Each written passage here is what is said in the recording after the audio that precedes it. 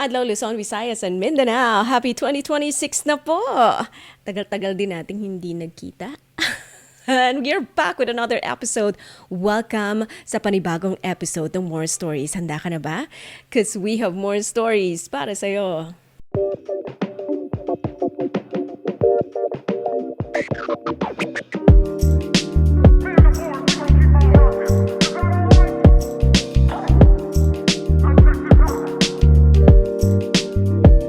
May mga relasyon na hindi nasisira dahil sa kasalanan, kundi dahil sa kakulangan ng lakas. At hindi lahat ng umaalis ay masama. Minsan, sila lang yung unang umamin sa sarili. Dear Bettina, magandang araw po sa inyo. Tawagin niyo na lamang po ako sa pangalang Marco, 29 years old. Isang graphic designer na mas sanay mag-ayos ng layout kesa mag-ayos ng relasyon. Sinulat ko po ito hindi para magpatawa kundi para umamin. Kahit alam kong marami ang huhusga sa akin. Hindi po ako maarte, kahit sa karinderya lang po ako kumain, okay na. Game po ako. Kahit sa gedli-gedli lang, kahit naka-plastic na mesa, basta masarap ang ulam at maayos ang kasama, okay na okay ako. Kaya nung una, hindi ko rin nakalaing ipis ang magiging dahilan ng hiwalayan namin. Si Tin, girlfriend ko, 26 years old, HRM graduate, mahinhin, tahimik, hindi pala salita. Yung klase ng babae na mas pinipiling makinig kesa magkwento. Matagal na po kaming magkasama. Alam ko ang sitwasyon niya bago pa man ako pumunta sa bahay nila.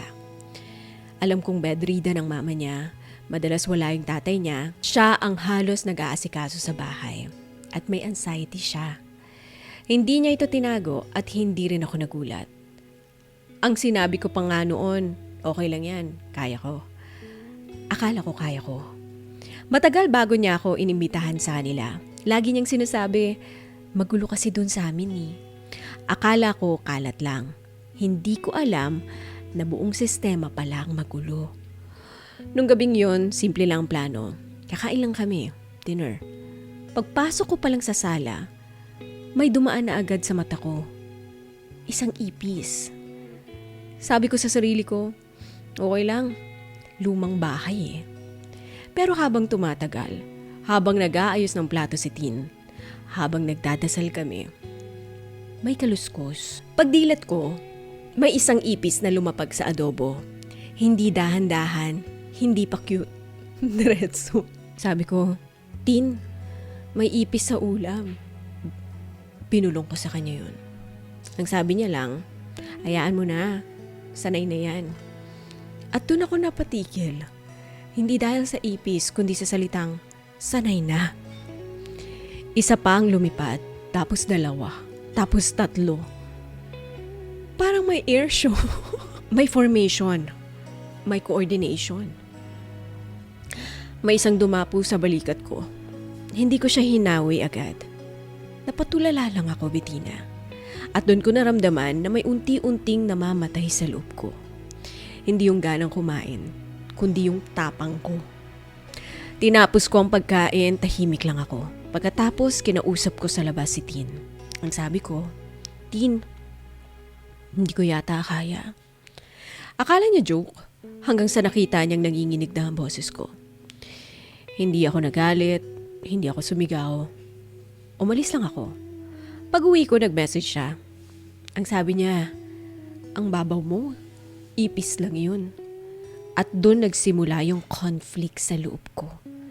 Kasi tama siya, ipis lang yun. Pero bakit pakiramdam ko may iniwan akong mas malalim? Ilang gabi akong hindi nakatulog, Bettina.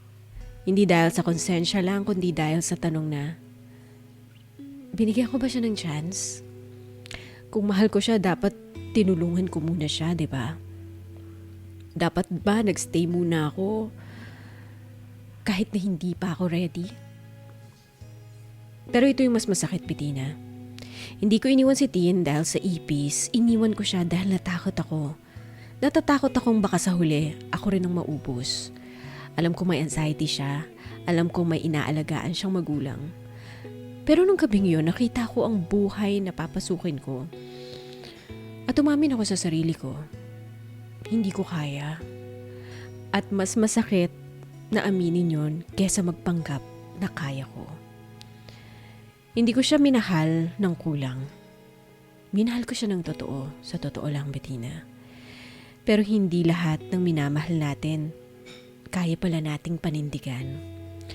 Hanggang dito na lamang ang inyong kamarkada, Marco.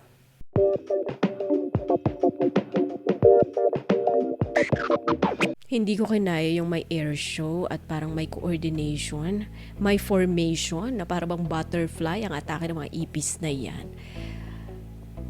Pero ito lang masasabi ko sa iyo at sa lahat ng mga kapilang kamarkada natin, nakikinig sa atin ngayong pambungad natin ngayong 2026. Hindi ko naman sasabihin sa iyo, winner ka, panalo yan. Yan yung pinakamagandang desisyon na nagawa mo. Yan yung dapat. Tama lang yan. Hindi ko agad-agad sasabihin sa'yo yun. Pero hindi rin kasi pwedeng sabihin sa'yo, wala kang pagkukulang, be. Umalis ka kasi sabi mo hindi mo kinaya, diba? Which is valid naman kasi hindi naman lahat ng tao kayang harapin yung bigat ng buhay ng ibang tao. Pero aminin natin na hindi mo rin kasi siya binigyan ng sapat na pagkakataon para makita kung may pwede pang baguhin. Hindi mo siya tinanong kung kaya mo bang baguhin, linisin man lang yung bahay at ang buhay mo? Yung mga tipong ganyan, bigyan ng pagkakataon, chance ba? Kung pwedeng may ayusin pa o kung pwedeng magtulungan kayong dalawa.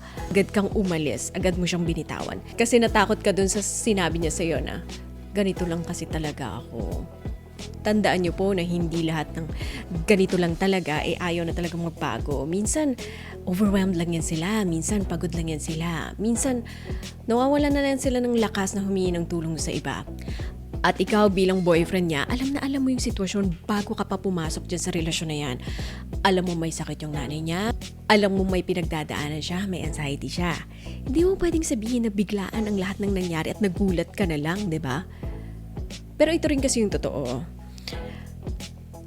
Hindi mo rin obligasyon o kahit na sino man na iligtas yung partner mo o partner ng iba, iligtas yung ibang tao kasi hindi ka naman therapist. Naiintindihan kita sa lagay na yun. Hindi ka superhero. Ang mali lang kasi sa ginawa mo, agad kang umalis. Na wala man lang paglilinaw sa lahat. Hindi mo nilinaw ang lahat kung hanggang saan lang yung kaya mo, kung hanggang saan lang yung kaya mo itulong, ibigay, hanggang saan lang yung pasensya, hanggang saan ka lang hihinto.